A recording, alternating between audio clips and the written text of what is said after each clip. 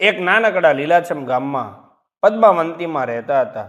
પદ્માવંતીમાં લગભગ 70 વર્ષના હતા, પણ તેમના ચહેરા પરની કરસલીઓ કરતાં તેમની આંખોમાં છલકાતી શાંતિ અને સમજદારી વધુ દેખાતી હતી.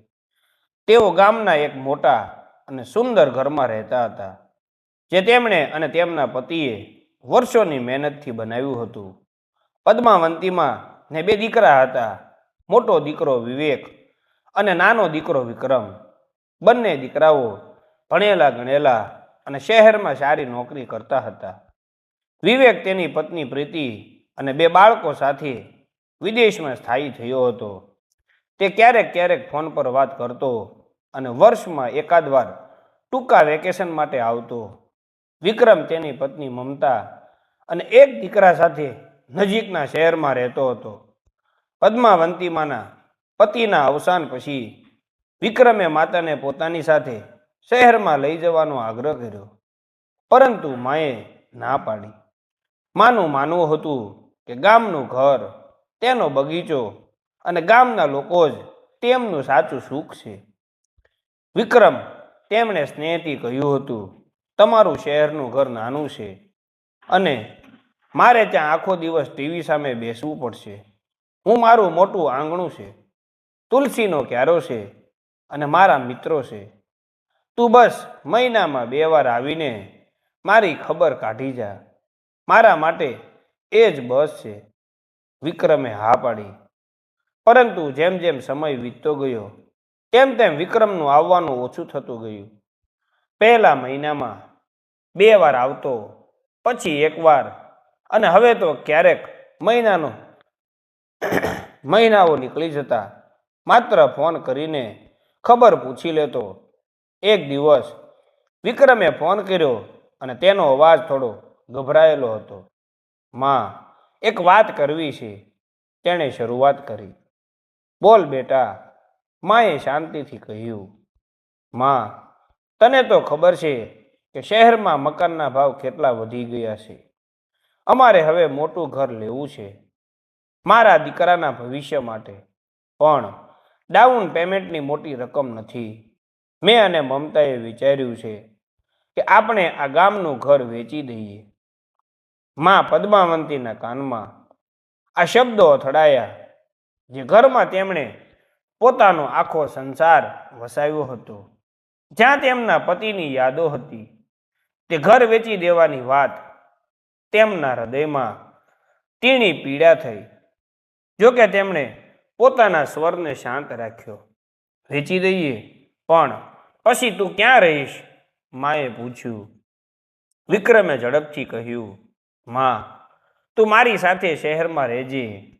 અમે તારું બધું ધ્યાન રાખીશું.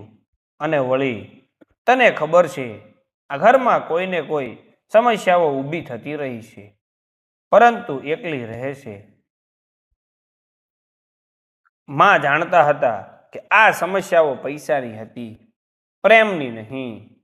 તેમણે ઊંડો શ્વાસ લીધો અને કહ્યું, બેટા, આ ઘરની વાત હું વિચારું છું, પણ તું પહેલા મને એક વાતનો સાચો જવાબ આપ. વિક્રમ થોડો શાંત થયો. હા માં, પૂછ.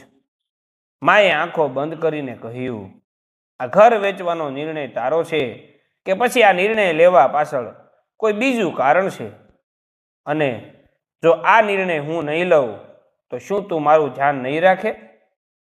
વિક્રમ એકદમ ચૂપ થઈ ગયો. પદ્માવંતીમાંનો પ્રશ્ન સાંભળીને વિક્રમ ફોન પર થોડીવાર માટે મૌન થઈ ગયો. માં જાણતા હતા કે તેમનો નાનો દીકરો સંકોચ અનુભવી રહ્યો છે. માએ શાંતિથી કહ્યું, બેટા, તારે કંઈ છુપાવવાની જરૂર નથી. હું તારી માં છું. તું તારા મનની વાત કહી દે. વિક્રમે ધીમા અવાજે કબૂલ્યું, માં, સાચું કહ્યું તો આ નિર્ણય મમતાનો વધુ છે. તેને લાગે છે કે આપણે જે નવા સોસાયટીમાં જઈશું તે મારું સામાજિક સ્તર ઊંચું આવશે, અને તેણે મને કહ્યું છે કે જો તમે ઘર વેચવાનો નિર્ણય નહીં લો તો તે ખુશ નહીં રહે. પદ્માવંતી માના હૃદયમાં દુઃખ થયું, પરંતુ તેમને આશ્ચર્ય ન થયું. તેમને ખબર હતી કે તેમના નિર્ણય પર તેમના પરિવારનો નહીં, પરંતુ તેમની વહુની અપેક્ષાઓનો ભાર છે. અને બીજું, માં વિક્રમે ઉમેર્યું, મોટા ભાઈ વિવેકને પણ આ નિર્ણયમાં કોઈ વાંધો નથી. મેં તેમને વાત કરી છે અને તેમણે કહ્યું છે કે જે તમને યોગ્ય લાગે તે કરો. તે તો વિદેશમાં છે, તેને શું ફેર પડવાનું? માએ એક લાંબો શ્વાસ લીધો. હવે વાત બે દીકરાઓ અને એક વહુની સ્વકેન્દ્રિતતા પર આવીને અટકી હતી. ઠીક છે વિક્રમ, હું આ અંગે વિચાર કરીશ અને તને જાણ કરીશ, પણ ત્યાં સુધી તું આ મકાન વેચવાની કે કોઈને બતાવવાની વાત કરીશ નહીં. વિક્રમ ખુશ થયો અને તરત બોલ્યો, હા માં, હું રાહ જોઈશ. ફોન મૂક્યા પછી પદ્માવંતીમાં આંગણામાં બેઠા. સૂર્ય ધીમે ધીમે આથમી રહ્યો હતો અને આખો બગીચો સોનેરી પ્રકાશથી ઝળહળી રહ્યો હતો. આ બગીચો, આ ઘર, આ દિવાલો, તે માત્ર ઈંટ ચૂનો નહોતા, પણ તેમની જીવનભરની વાર્તા હતી. તેમણે વિચાર્યું, જો હું ઘર વેચી દઉં તો વિક્રમ અને મમતા ખુશ થશે, પરંતુ હું મારી શાંતિ ગુમાવીશ. જો હું ઘર ન વેચું તો વિક્રમ અને મમતા નારાજ થશે અને મારું જીવન વધુ મુશ્કેલ બની શકે છે. થોડા દિવસો પછી માએ વિક્રમને પોતાનો નિર્ણય જણાવવાને બદલે એક અણધાર્યું પગલું ભર્યું. તેમણે મોટા દીકરા વિવેકને વિદેશ ફોન કર્યો. બેટા વિવેક, માએ વાત શરૂ કરી, તે વિક્રમને કીધું હતું કે મને જે ઠીક લાગે તે કરું, તને કોઈ ફેર પડતો નથી. વિવેકનો અવાજ થોડો ગૂંચવાયેલો લાગ્યો. હા માં, એટલે કે તમે ત્યાં એકલા છો અને ઘર વેચવાથી વિક્રમને મદદ મળી શકે છે. હું તો અહીં વિદેશમાં છું. એટલે બેટા, માએ વચ્ચેથી જ વાત કાપી, જો હું આ ઘર વેચું નહીં તો તું શું નિર્ણય લઈશ? શું તું અને તારું કુટુંબ ક્યારેય ભારત પાછું નહીં આવે? અને શું તને આ ઘરની કોઈ યાદ નથી? વિવેક થોડો સમય માટે ચૂપ રહ્યો. તેમના મનમાં પૈસા અને લાગણીઓ વચ્ચે દ્વંદ્વ શરૂ થયો. માં પદ્માવંતીના ગહન પ્રશ્નથી વિદેશમાં બેઠેલો વિવેક ઊંડા વિચારમાં પડી ગયો. તેની આંખો સામે જૂના ઘરનું આંગણું, પિતાની ખુરશી અને માની મમતામય રસોઈના દ્રશ્યો તરવરી ઉઠ્યા. માં, માફ કરજે, વિવેકે ગળગળા અવાજે કહ્યું. મને લાગ્યું કે વિક્રમને પૈસાની જરૂર છે અને હું તો અહીં દૂર છું, એટલે આ નિર્ણયથી મને ફરક નહીં પડે, પણ મને પણ આ ઘરની બધી યાદો પ્રિય છે. યાદો તો દીકરા, માએ નરમાશથી કહ્યું, મનનો ખૂણો છે, પણ ઘર તો હકીકત છે. તું મને સાચું કહે, જો હું આ ઘર વેચું નહીં તો તું વિક્રમને શું કહીશ અને તું પોતે શું કરીશ?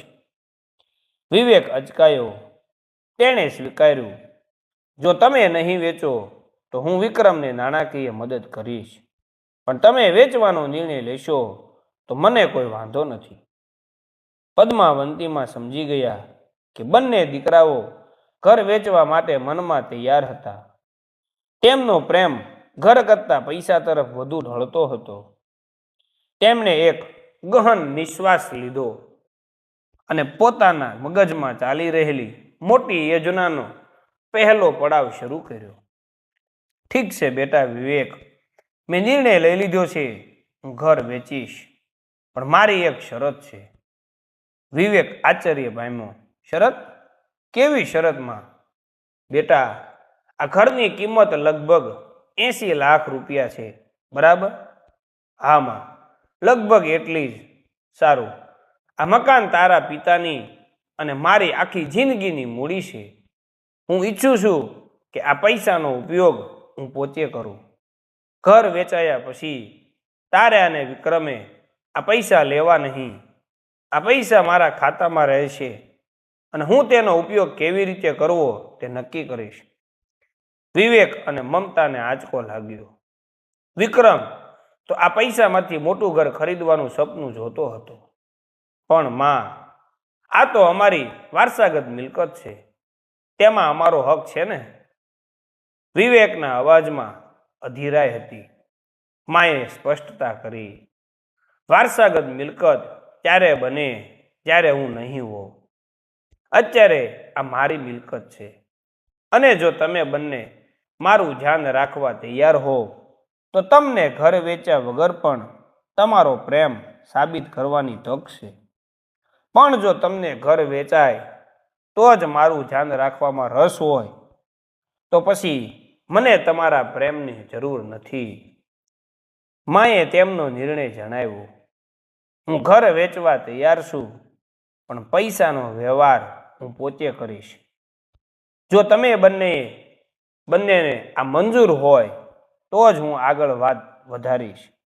અને હા, પૈસાનો નિર્ણય હું લઉં તે પહેલાં વિક્રમે મારી સાથે 1 વર્ષ અહીં આ ગામના ઘરમાં રહેવું પડશે.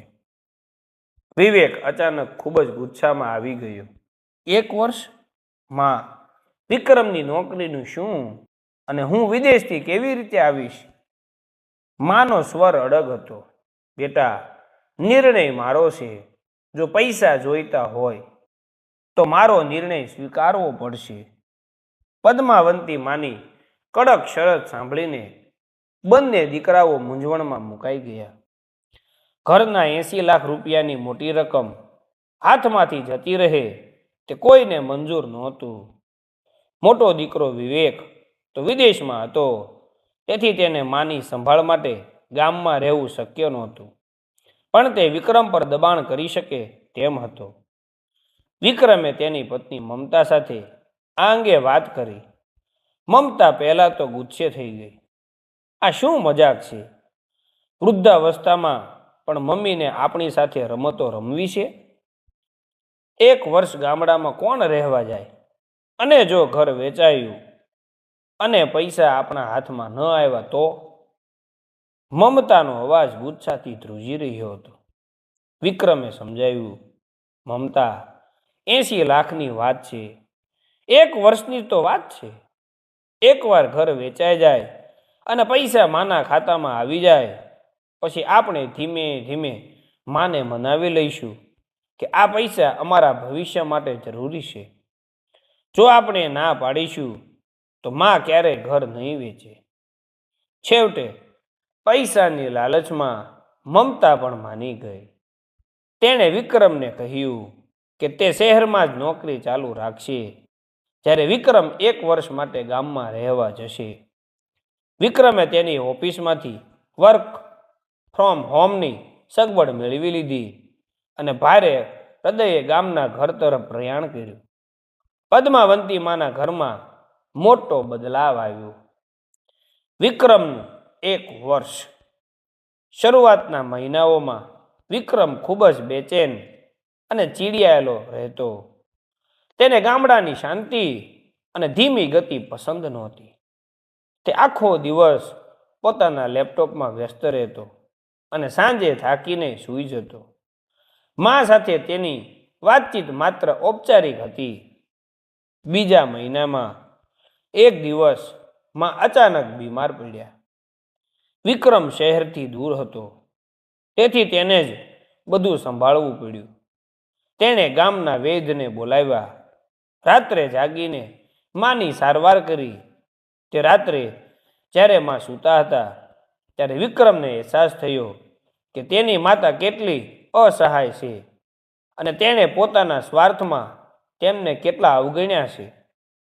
આ ઘટના પછી વિક્રમનું વર્તન બદલાયું.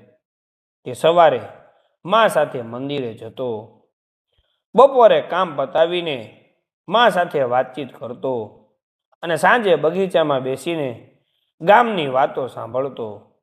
મા પદ્માવંતી ક્યારેય તેને તારું કામ કર કે પૈસા ક્યારે આપીશ એવું પૂછ્યું નહીં, પરંતુ માત્ર નિસ્વાર્થ પ્રેમ જ આપ્યો. વિક્રમને હવે ગામનું જીવન શાંતિપ્રદ લાગવા માંડ્યું. 1 વર્ષ પૂર્ણ. જ્યારે 1 વર્ષ પૂર્ણ થવાની તૈયારી હતી ત્યારે વિક્રમે માને પૂછ્યું, માં, 1 વર્ષ પૂરું થવા આવ્યું.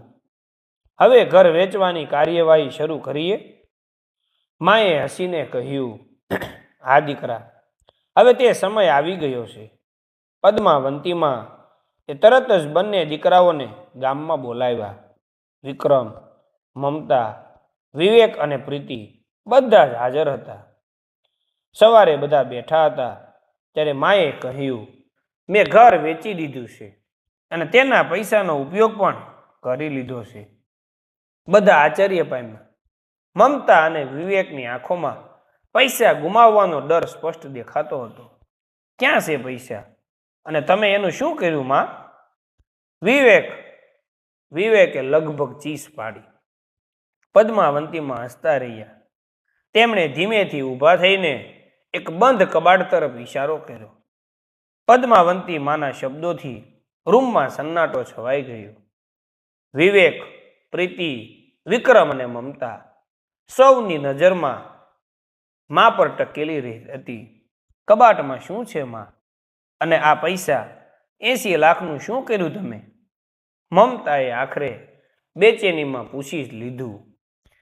માએ ધીરેથી કબાટ ખોલ્યું.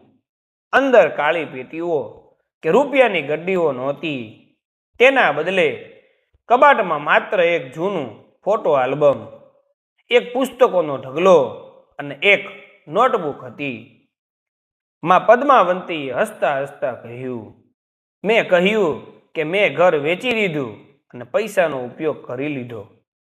આ વાત સાચી છે, પણ જે ઘર વેચ્યું તે આ ઈંટ ચૂનાનું ઘર નહોતું. મેં મારા મનનું જૂનું ઘર વેચી દીધું હતું, જ્યાં માત્ર અપેક્ષાઓ અને મોહ રહેતા હતા. બધા દીકરાઓ અને વહુઓ મૂંઝાઈ ગયા. માએ શાંતિથી સમજાવ્યું, દીકરાઓ, આ ઘર વેચાયું નથી. તે હજી પણ તમારા પિતાના નામે છે. પણ મેં જે 80 લાખનો ઉપયોગ કર્યો તેની વાત કરું. આ 1 વર્ષમાં મેં શું જોયું? વિવેક અને પ્રીતિ, તમે વિદેશમાં સ્થાયી થયા. તમારા સપના મોટા છે, પણ તમે સતત ચિંતામાં રહેતા હતા કે તમારા ભારતીય ઘરનો શું થશે. મેં તમારા મનમાંથી આ ઘર વેચવાની ચિંતાનો બોજ હટાવ્યો. વિક્રમ અને મમતા, વિક્રમે 1 વર્ષ અહીં રહીને પોતાના પારિવારિક જીવન કરતાં વધુ નોકરી અને શહેરના માનને મહત્વ આપ્યું હતું. આ 1 વર્ષે તેને શીખવ્યું કે શાંતિ પૈસાથી નહીં, પણ પરિવાર સાથે સમય વિતાવવાથી મળે છે. તમે બંનેનું મન શહેરી દોડધામમાં વેચાઈ ગયું હતું. મેં આ 1 વર્ષનો સમય અને અનુભવ ખરીદ્યો. આ અનુભવની કિંમત 80 લાખ કરતાં પણ વધુ છે. માએ નોટબુક હાથમાં લીધી. તે વસિયતનામું હતું.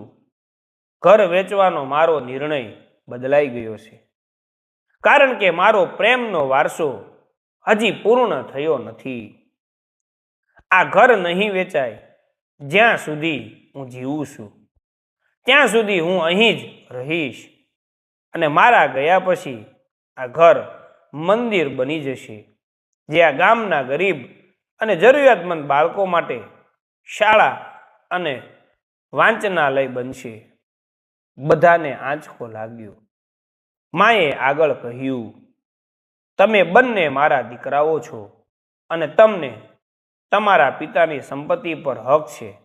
તેથી જે 80 લાખ રૂપિયાની કિંમત તમે આ ઘરની આંકી હતી, તેટલી જ કિંમતની FD, બરોબર, ફિક્સ ડિપોઝિટ તમારા બંનેના નામે મારા બેંકમાં છે. આ પૈસા મારા જીવનકાળ પછી તમને સરખે ભાગે મળશે, પરંતુ આ ઘરમાં તમારો પૈસાનો હક સમાપ્ત થાય છે.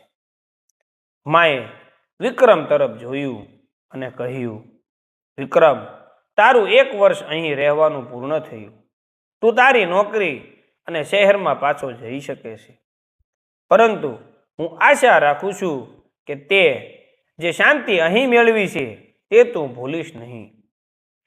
વિવેક અને વિક્રમ સમજી ગયા કે તેમની માતાએ પૈસાનો ઉપયોગ કરીને તેમને સંબંધોની સાચી કિંમત સમજાવી હતી.